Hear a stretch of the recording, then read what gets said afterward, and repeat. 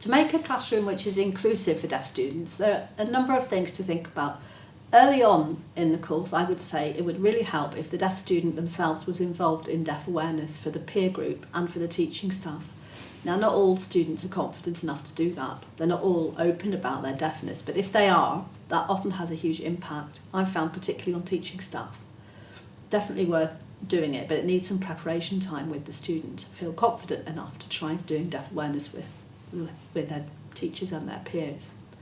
I think having support staff that you know well and you know what their role is important. In some colleges, because of the way support staff are organised, it's not always clear what the role is.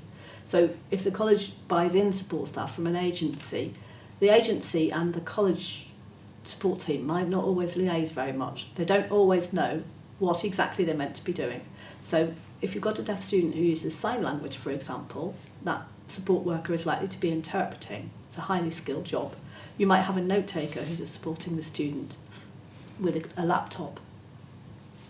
You might have a student who has learning difficulties in addition to deafness, in which case the role of the support worker will be much more like a support worker is often in the college. So these roles are different, and as a tutor, to include the student well, you really need to understand what their role is and have some time liaising with them.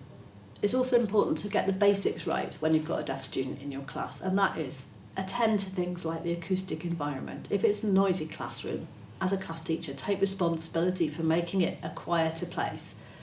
Rearrange groups so that the deaf student can hear properly. Send them to an area or a corner where it's quieter. Attend to the lighting. Remember the subtitles. A lot of teachers don't remember that.